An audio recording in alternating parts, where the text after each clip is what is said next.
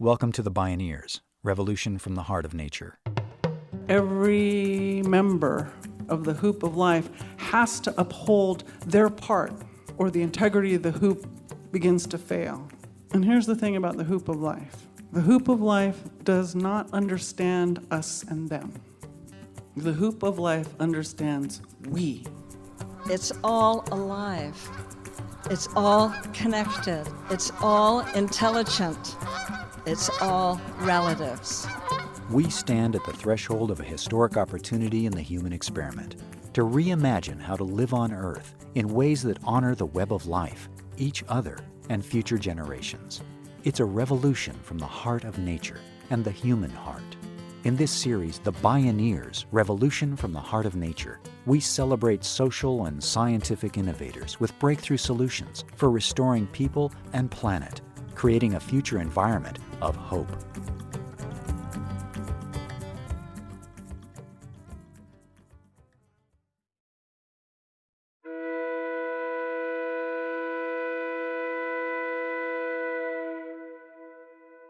An ancient Amazonian indigenous prophecy foretold the time of the eagle and the condor, when human societies would split into two paths.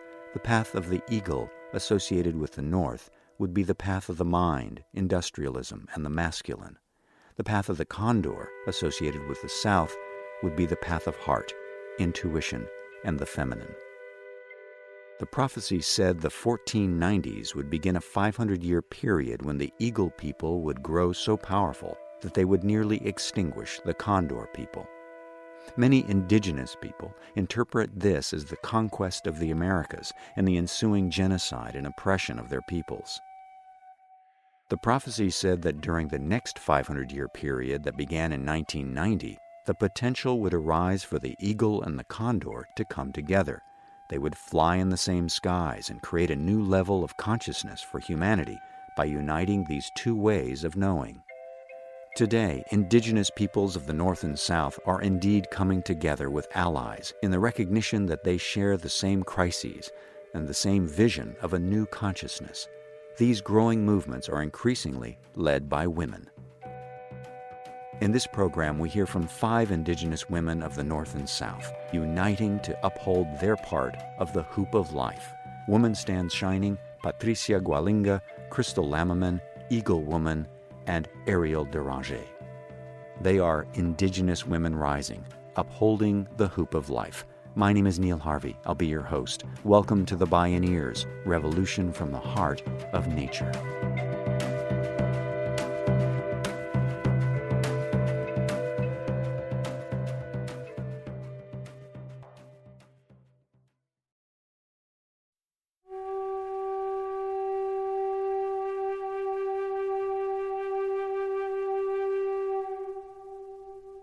Woman Stands Shining, a.k.a. Pat McCabe, is from Dene Nation, also known as Navajo, living in Taos, New Mexico.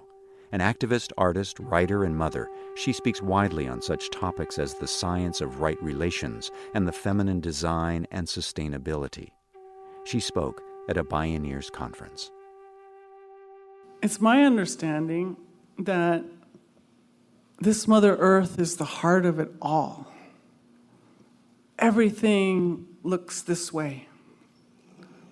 She's the heart. And I get to walk upon her. And I get to walk upon her with all of you.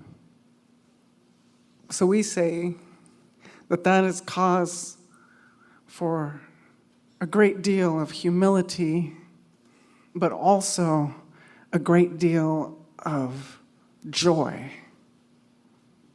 So from Lakota perspective, we describe it as the hoop of life. And every one of our relatives gets to uphold one part of that hoop. Just one. So the 5-fingered ones, we get to uphold one part of that hoop of life. And so does the platypus. And so do the mushrooms, right? But the thing about that is that every member of the hoop of life has to uphold their part. They have to uphold their part of the hoop, or the integrity of the hoop begins to fail. And here's the thing about the hoop of life. The hoop of life does not understand us and them. The hoop of life understands we. Bueno, las mujeres nacimos dotadas de un sentimiento que se proyecta mucho más allá. So as women, we're never thinking about sort of the immediate present. We're thinking about the future. It's not something that's logical. It's something that's a little further off. Indigenous peoples of the North and South today are rewriting the endgame of 500 years of colonization and industrial onslaught. They're challenging giant industries seeking fossil fuels and resource extraction to arrest worsening climate disruption that threatens all life on Earth. Patricia Gualinga is a leader from the Quechua community of Sariacu in the Ecuadorian Amazon. She works in defense of indigenous rights and territories to prevent new oil drilling and promote life. She's a revered Amazonian indigenous leader in the movement to keep fossil fuels in the ground and promote living forests. Y en los pueblos y comunidades indígenas, Indigenous Amazonian women, we work with the earth. We work with our crops, and we're able to gather the energy of Nunguli, this sort of spirit of the earth. Nuestras siembras siempre son con ceremonias. So our planting is always with, our harvest is always with ceremony. Con cantos. With songs, and for that reason we have a special relationship with the earth, with Mother Earth. And that's why it's the women in the Amazon who know more about medicinal plants. And because of that, there's this very close relation, this very tight relation between women and the earth. It's a love between women and the earth. Because they also protect their children, women would not be able to live without a land, without a safe, healthy land, safe, healthy earth for their children. So we're protecting what in Quechua is called Kausaksacha, which is living forests. Inconceivably vast living forests are also being felled to the north in Canada. The industrial prize is the notoriously dirty oil of the tar sands. So since operations began, tar sands extractors have moved more than 1.4 billion tons of what industry calls overburden, which is actually pristine boreal forest. And this is more dirt than was moved for the Great Wall of China, the Suez Canal, the Great Pyramid of Cheops, and the 10 largest dams in the world combined. Overburden. Living forests become overburden, but not to Crystal Lammerman in Alberta, Canada. She's a Beaver Lake Cree Nation activist, a climate and energy campaigner for the Sierra Club Prairie chapter, and the mother of two. About 34,000 of the tribe's 38,000 square kilometers of traditional territory are now riddled with oil and gas well sites. Because big mining requires big water, the Canadian government passed special legislation to privatize Beaver Lake Cree water. Crystal Lammerman set out to defend Native treaty rights to clean water. As women, it's not by chance that we carry life in water. Water is that one thing that connects each and every human being in this world. And it's not by chance that women are the keepers of that. Women are the protectors of that. Because then when we look at our Mother Earth, that female being, and we talk about the milk of our mother, we talk about the water. Although the Beaver Lake Cree's rights to hunt and fish for all time are enshrined in Treaty 6, the tar sands industry is destroying the very habitat of the animals and fish they depend on. Because their inherent right to sustain themselves is affected, their constitutionally protected rights are violated, giving treaty title holders grounds to sue, which the Beaver Lake Cree did in 2008. And here we are now currently, we are the first nation to ever be granted a trial in relation to the cumulative impacts of the industrialization of our traditional territories. We have set historical precedents in the Canadian judicial system. And so we are now preparing for trial. And so I'm going to leave you with this, and it comes from the Lakota people. Honor those who came before us, meeting the needs of the present generations.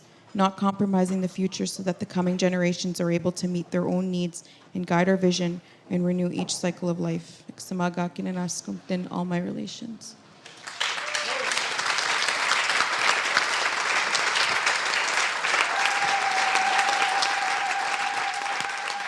Todosha Margo Marushima Ishuya Hets. Hello, friends and relatives. My name is Eagle Woman. I am from the United States in North Dakota. Born Candy Lee Marie Mossett, Eagle Woman grew up in the Fort Berthold Reservation in North Dakota.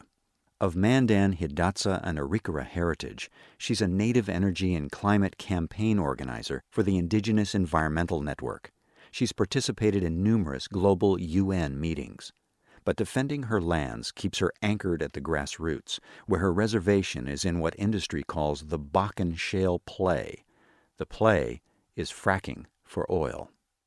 These companies try to say that, oh, it's 10,000 feet underground, so it doesn't matter what's happening because it's all underneath. And they don't talk about what's happening on the surface with all of these trucks that need to haul the oil for once it comes out, or trucks that need to haul fresh water to go down the well, and then contaminated water that come out of the wells. Each well, on average, requires 2,300 truck trips during the life of the well. Those trucks freely dump toxic fracked water on the highways. They barrel straight through the main street of Eagle Woman's small town, population 1,500. Accidents waiting to happen. In 2008, my friend Cassie was coming home, and she took her dad's truck because she felt safer in his big truck. We have a community called Mine It that's about an hour away that a lot of people go to get groceries. And she was coming home and a truck passed her, a water truck. But it's just a 2-lane road, and a car was coming. So he had to get back into the lane. And when he did, he clipped the front of her truck and drove them both into the ditch. And then that semi landed right on top of the cab.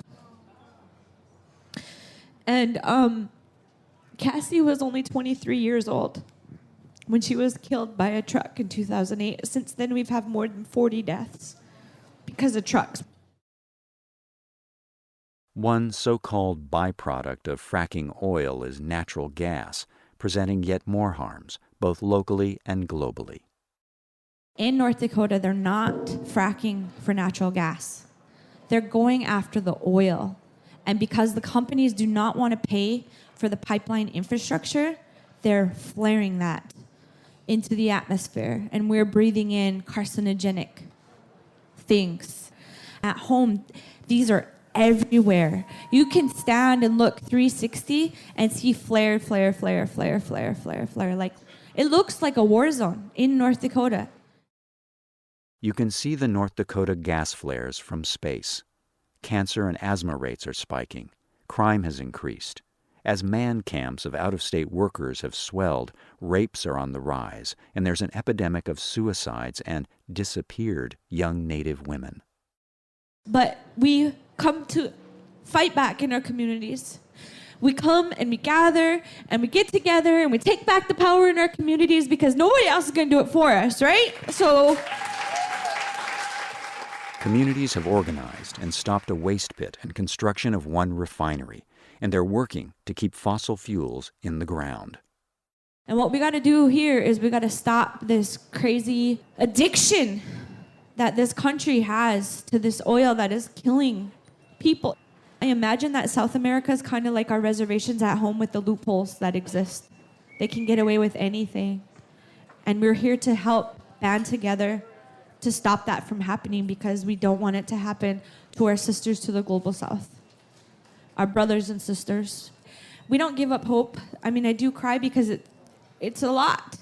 It's a very heavy burden to bear. But if you look at these two signs in the front that say respect Indigenous people's rights, it's all women. All along this march in New York City, 400,000 people behind us. And we're leading the march on global climate change. Yep, because we're not gonna take it anymore. Women have a very strong voice and we're not gonna be afraid to use it, and the government should be scared because we're coming. Yep.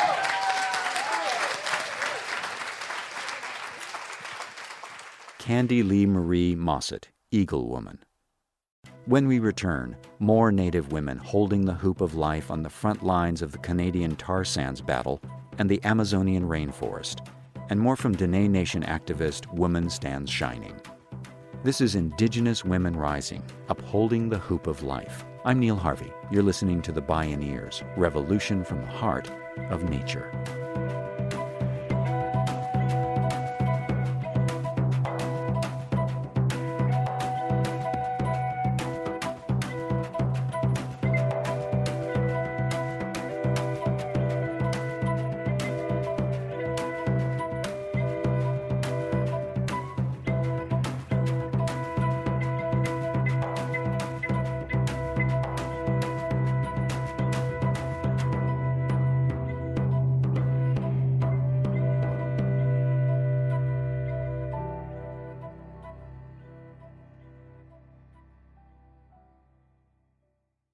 To explore all available Bioneers radio shows and video programming, please visit bioneers.org. And our thanks for the generous support from listeners like you. Nuestra propuesta es que dejen excluir. Our proposal is that there be a complete halt in all drilling and mineral exploitation of these biodiverse rainforests that we call our home. Back to the Ecuadorian Amazon. Quechua leader Patricia Gualinga from Sariacu spoke to a Bioneers audience about the rising leadership of women in the life and death struggle bridging north and south. Y con esta propuesta, and with this proposal, we organized ourselves. Women of many of the indigenous nationalities of Ecuador mobilized and we marched. We marched for 300 kilometers from the Amazon to the capital, where we marched in and demanded that our rights be respected and that we're not in agreement with the government's plans, that this is a march for life. The Quechua people of Sariacu live deep in the Ecuadorian Amazon rainforest. Numbering 2,000, they're also known as the people of the Zenith, which stems from an ancient prophecy of their ancestors. Sariacu would be a pillar of territorial, cultural, and spiritual defense, a beacon of light as strong as the noonday sun at its zenith. For over 25 years, Sariacu has kept oil drilling off their land. After 10 years of struggle, the community won their case in 2012 at the Inter-American Court of Human Rights and forced the government to apologize and pay reparations for allowing oil exploration and militarization on their land without their consent. A huge victory for the Sariacu and for indigenous rights around the world. For now. Como parte de nuestras estrategias, we used many strategies of resistance, of mobilizing, of international advocacy, and in this fight, which has been a long fight, we've had a few allies, important allies, who've stood by us and have supported us throughout this time. And for these, I'm going to mention Amazon Watch and the Pachamama Alliance for being two of our strongest allies. Hemos propuesto but we have an alternative vision for defending our territories. Our alternative vision is that we need to protect the forest for all of its biome and the living beings, that the spirits and the living beings that are there. This is a proposal that we call the living forest. The eagle and the condor, north and south, uniting to uphold the hoop of life with the leadership of women. Patricia Gualinga. Yo creo desde las comunidades indígenas. I think there are a lot of things that have done damage to indigenous communities. And one of the things that's done the most damage are vices from the West. And the majority of those who are affected by the vices of the West are men, for example, by a vice of alcoholism. Y eso les quita energía y fuerza. And that takes away their energy and their force. Si las mujeres empiezan a tener So women are taking on a leadership role because we, in general, don't have those vices. Y eso podría ser and that could really be something positive because it could be something that comes with all of the energy and all of the force.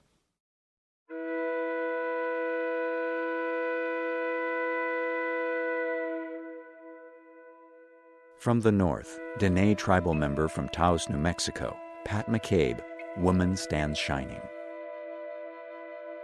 When I went down to Ecuador, And I sat in the jungle for 15 minutes by myself. I asked the Mother Earth if she had anything to say. So I asked her once, I didn't hear anything. I asked her twice, I still didn't hear anything. My 15 minutes is almost up, and I'm like, wow, this is unusual. I'm like watching these spiders spin these giant webs, and bats are flying into them, and the jungle is a fierce place. And so I finally asked her the third time, Mom, is there anything that you would tell me? And she said, life!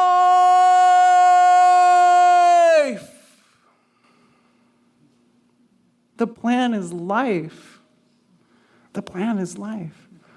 Okay, so I have to believe that every member of this hoop of life is designed for thriving life. And that includes the five-fingered ones. So we have a design, not just for life, but for a thriving life. So this profound connection is on behalf, again, of men and women and everybody who identifies, however, in that spectrum, the five-fingered ones, to understand who we are, where we are, how it is, and find our strategy for being here. If fully half of our species is prevented from enacting their design, how are we going to uphold our part of the hoop? We share a lot of the similarities, and we're just a small community of 1,200 people taking on multinational corporations and governments to really stop the expansion of the tar sands. In northern Alberta, Canada, Ariel Chekwi-Deranger is an Indigenous activist and member of the Athabasca Chippewayan First Nation, ACFN.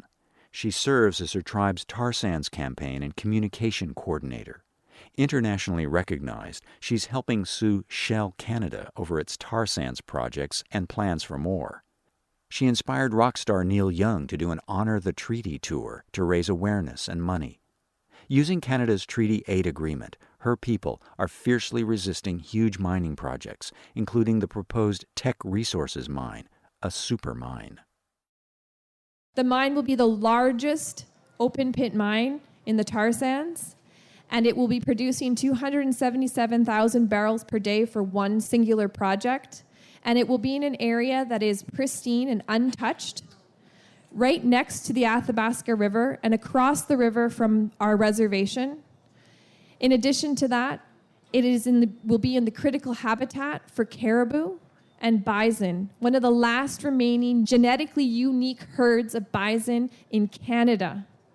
It will be right in their breeding grounds. And we are saying that enough is enough. Our nation, our Elders Council, and our nation are unified, and we've identified an area called a protection zone where we're saying no development in this zone. Nothing north of the Firebag River, and we've said that that is absolutely necessary for the continuation of our rights.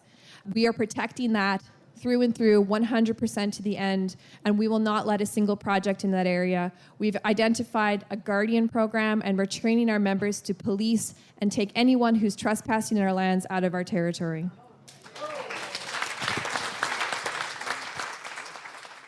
Ariel Deranger, over whose heart is tattooed, "Love is the movement." Back in the Ecuadorian jungle, the Sariaku people's struggles have yielded some major successes. Their 2012 court victory against the Ecuadorian government included the most detailed and binding language to date on Indigenous people's right to prior consultation. Patricia Gualenga. Por primera vez, For the first time, we have reached a new point in history, a new opportunity. For the first time, our shamans, our elders, are in agreement with the scientists. The scientists are in agreement with the shamans that we have to protect the important ecosystems, that we will not survive, that our survival depends on working to protect the biome of the planet. Our proposal is that we need to survive, we need to move to a place where we are protecting the forest, not just for ourselves, not just for the Indigenous peoples, but for all of humanity, that our survival depends on it. And for this reason, we're calling for keeping the oil in the ground, an international global call to keep the oil in the ground. Unámonos todos. Hagamos que esto sea posible. We need to all join this fight. If a small people like the Sarayaku people of 1,200 can win, can stand up and resist, if we unite, we have the power to make a difference. We have the power to win for not just ourselves, but the future of humanity.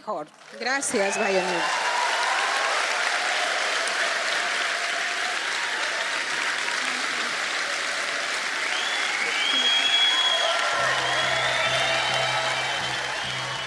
The eagle and the condor come to life in 5 brave Indigenous women uniting North and South, upholding their part of the hoop of life. Indigenous women rising, upholding the hoop of life.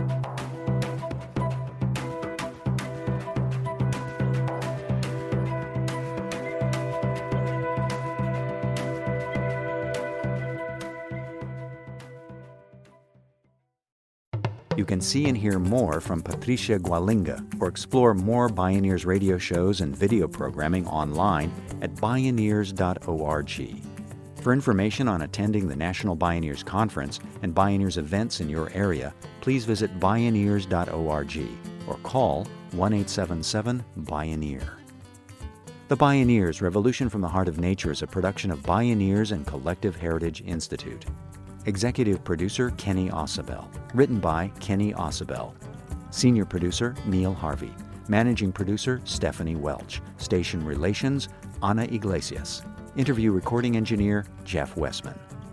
Our theme music is taken from the album Journey Between by Baka Beyond and used by permission of Hannibal Records, a Rykodisc label. Additional music was made available by Colin Farish, John Carlos Perea, and Canyon Records at www.canyonrecords.com. For more music information, please visit bioneers.org. The opinions expressed in the Bioneers Revolution from the Heart of Nature radio series are those of the presenters and are not necessarily those of Bioneers and Collective Heritage Institute, the underwriters, or this radio station. My name is Neil Harvey. Thank you for listening. I invite you to join the Bioneers in inspiring a shift to live on Earth in ways that honor the web of life, each other, and future generations. This is program number 0715.